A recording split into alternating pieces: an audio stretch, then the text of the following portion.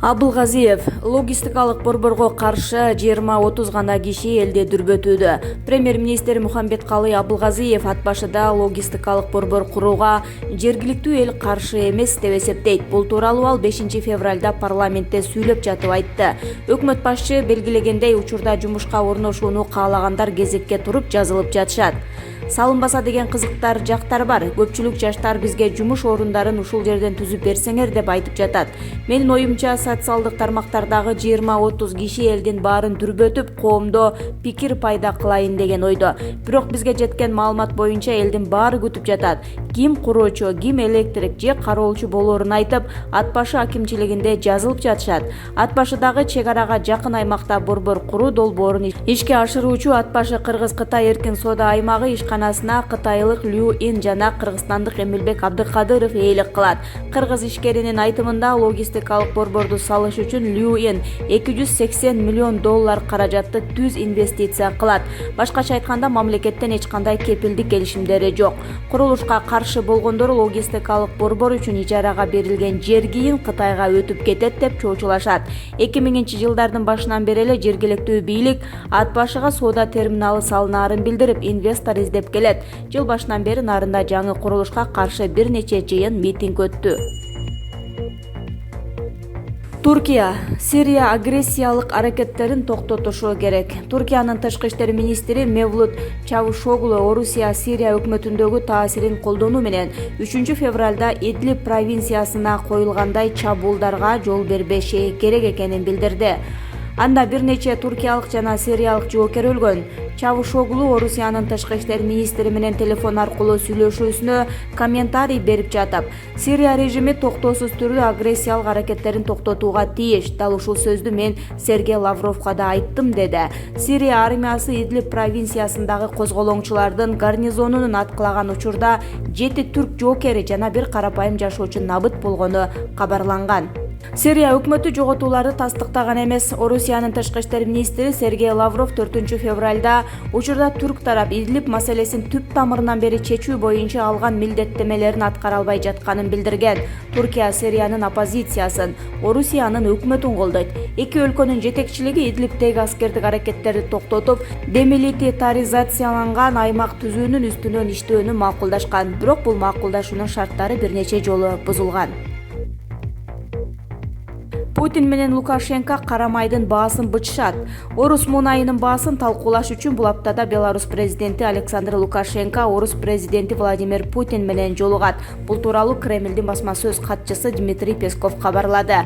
Буга чейин Беларусь лидери Лукашенко Орусия Беларусьту жутуп алууга аракет кылып жатканын, бирок ага жол берилбей турганын айткан. Москва жана Минск бирдиктүү мамлекет түзүү тууралуу 1999 жылы макулдашууга кол коюшкан, бирок акыркы 20 жыл ичинде Орусия менен Беларустун мамилелери жакындагандын ордуна жыл өткөн сайын муздап баратат. Беларусь 1991 жылга чейин СССРдин курамында болгон. Кадыровду сындаган чечен блогер Францияда өлтүрүлдү. Бельгияда жашап жүргөн чеченстандык блогер Имран Алиевдин сөөгү 30 январда Франциядагы мейманканалардын биринен табылды. Ал бир нече жолу бычакталган. Имран Алиев интернетте Старый Мансур деген псевдоним менен белгилүү болчу. Жергиликтүү полиция Алиевдин өлүмүнүн чоо жайын иликтеп жатат, бирок азырынча кылмышкер табыла элек. 44 жаштагы Имран Алиев Кремлдин сүймөнчүгү. Чеченстандын президенти Рамзан Кадыровду өзүнүн YouTube каналы аркылуу такай сындап келген. Алиев Европа өлкөлөрүндө өлтүрүлгөн алгачкы чечен эмес. Былтыр Берлинде чечен жоочуларынын жоокери грузиялык Зелимхан Ханговшили да атып өлтүрүлгөн. Германиянын полициясы бул окуяга байланыштуу бир кишини кармап, Орусиянын 2 дипломатын өлкөдөн чыгарган. Бирок Москва ал кылмышка бийликтин катышы жок экенин жарыялап, Германиянын дооматтары суу кечпейт деп билдирген. Укук коргоочулар Чеченстанды 2007 жылдан бери башкарып келе жаткан Рамзан Кадыровду өз режимин сактап калыш үчүн адам уурдоо, сотсуз жазалоо, дайынсыз жоготуу жана кол салуу уюштурат деп айыптап келатышат. айлыгы 10 эсе азаят. Абылгазиев Асрандиевди вице-эликке кантип көндүргөнүн айтты. Жогорку кеңештин депутаты Дастан Бекешев өкмөт башчы Мухамбеткалый Абылгазиевдин вице-премьерликке талапкерлери сунушталып жаткан Эркин Асрандиевди кантип ынандырганына кызыкты. Эл өкүлүнүн айтымында жаңы кызматка келгенден кийин Асрандиевдин айлыгы 10 эсе кыскарат. Бул суроого жооп берип жатып Абылгазиев Маяна маанилүү ролду ойнобой турганын билдирди. Сүйлөшүү жолу менен ынандырдык. Өзүнүн да мекенге, мамлекетке кызмат кылайын деген тилеги бар экен. Мындай маселеде айлык маанилүү ролду ойнобойт деп ойлойм, деди Абылгазиев. Андан соң депутат Сайдулла Нышанов вице-премьер болуп иштей турган Асрандиевдин маянасы 20 эсеге кыскара турганын билерин айтып, макулдук берүүсүнө эмне себеп болгонун сурады. Асрандиев муну менен мамлекетке кызмат кылууга чоң мүмкүнчүлүк жаралганын айтып, айлыкты эле карай бербөө, иштөө шарт экенин билдирди. Эскерте кетсек, буга чейин Асрандиев Россия-Кыргыз өнүктүрүү фондунун башкармалыгынын төрагасы болуп иштеп келген. Кызматка дайындалгандан кийин экономика, инвестиция жана ЭАПтеги маселелерди тескейт. Белгилей кетсек, кызмат ордун бошоткон мурдагы вице-премьер Замирбек Аскаров 43 000 сом маян алып иштеп жаткан. Владимир Жириновский: коронавирустан коргонуш үчүн Борбор Азия өлкөлөрү менен чек араларды жабыш керек. Орусиянын мамлекеттик думасынын депутаты Владимир Жириновский өзүнүн телеграм каналы аркылуу Орусия Борбор Азия өлкөлөрү менен чек араны жабышы керек деген оюн билдирди. Бизге Кытайдан мурун Борбор Азиялык кошуналарыбыз кооптуу болуп турат. Кытайдын вирус менен күрөшүүгө күчү жетет.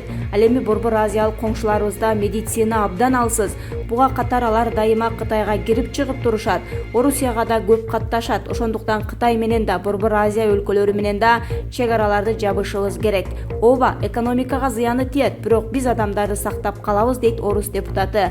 Учурда Кытайда күч алып жаткан коронавирусту жуктуруп алгандардын саны 20 000ден ашып, 427 адам бул илдеттен каза тапты. Ноокенде 10 жашар кызды зордуктады делген киши кармалды. Жалал Абад областынын Ноокен районунда 10 жаштагы кызды зордуктоого шектелген адам кармалды. Бул тууралуу областык милициянын маалымат катчысы Нурдин Жиентаев билдирди. Эске сала кетсек, 28 январда Ноокен райондук милициясына ушул эле райондун НЫ аттуу тургуну кайрылган. Арыздануучу саат 17:00 чамасында 2010 жылы туулган кызы мектептен чыгып үйүнө бара жатканда 20-25 жаштагы бейтааныш киши аны коркотуп күч колдонуп зордуктаганын билдирген. Милициянын маалыматы боюнча бүгүн 5 февралда Ноокен районунун 18 жаштагы тургуну шектүү катары кармалды. Учурда областык сот анын баш коргоо чарасын карап жатат. Факты боюнча топтолгон материалдар кылмыш жана жоруктардын бирдиктүү рейстерине зордуктоо беренеси боюнча катталып, жазык кодексинин 161 беренесинин негизинде сотко чейинки өндүрүш иши ачылган. Тиешелүү экспертиза дагы дайындалган. Бокоев жыйынга аз депутат келген үчүн Абылгазиевди айыптады. Жогорку кеңештин депутаты Кенжебек Бокоев бүгүнкү жыйынга аз сандагы депутаттардын келишин премьер-министр Мухамбеткалый Абылгазиевдин кадыр баркы менен байланыштырды. Белгилей кетсек, бүгүн жогорку кеңештин депутаттары Эркин Асрандиевдин вице-премьер, Замирбек Аскаровдун өзгөчө кырдаалдар министри кызматына талапкерлигин карады. Аларды парламентке премьер-министр Мухамбеткалый Абылгазиев алып келип тааныштырган. Бокоевдин айтымында көп депутаттардын жыйынга катышпай жатканы өкмөттүн деңгээли түшүп кеткенинен кабар берет. Бүгүн парламентке премьер-министр келип жатат. Карасак 30га жетпеген депутат отурат. Бул өкмөттүн деңгээли да. Сиз келгенде бул жерде 120 депутаттын 100 отуруп суроолорун бериш керек эле да.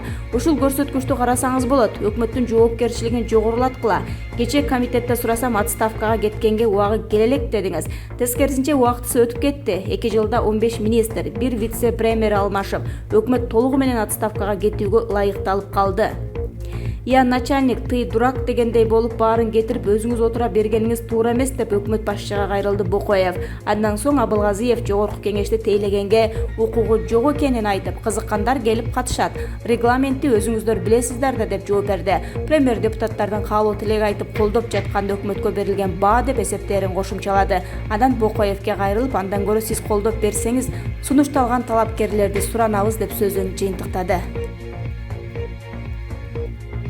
Япониялык 3700 жүргүнчүсү бар круиздик лайнер 14 күнгө портко токтотулду. Анда коронавируска кабылган 10 адам бар. Япониялык Diamond Princess аттуу 3700 жүргүнчүсү бар круиздик лайнеринде 10 чакты коронавируска кабылгандар бар экендиги аныкталып, кеме Йокогаманын портуна токтотулду. Бул тууралуу чет элдик басылмалар жазып чыгышты. Маалыматка ылайык, круиздик лайнер 20 январда Кагосима, Гонконг, Окинава багытында сапар алып, 3 февралда кайрылып келмек. Бирок Гонконгдон түшүп калган 80 жаштагы Гонконгдун тургуну коронавируска кабылганы билинип, андан соң бир нече жүргүнчү абалы начарлап кеткен. 5 февралга карата кемеде 10 вируска чалдыккан адам бар экендиги жана алардын баары ооруканага жеткирилгени маалымдалды. Ал эми кеменин калган жүргүнчүлөрүн 14 күн кемеде кармап туруу чечими чыккан. Депутат өкмөттүн командасындагы эң алсыз звенону атады. 2 жылга жетпеген мөөнөттө өкмөттүн алмашпаган 2 министри жана 3 вице-премьери калды. Бул тууралуу бүгүн 5 февралда депутат Рыскелди Момбеков жогорку кеңештин жыйынында билдирди. Депутат өкмөт башчыга Жеңиш Разаковду эки жакка, ЭАПке жана чек арага куратор кылып дайындаганын айтып нааразы болду.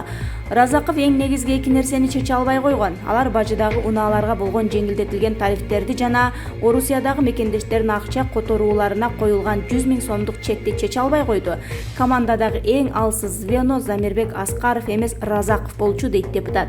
Жогорку кеңеште вице-премьер кызмат ордуна Эркин Асырандиевден өзгөчө кырдаалдар министри кызматына Замирбек Аскарбековдун талапкерлиги каралып, парламент экөөнүн талапкерлигин жактырды.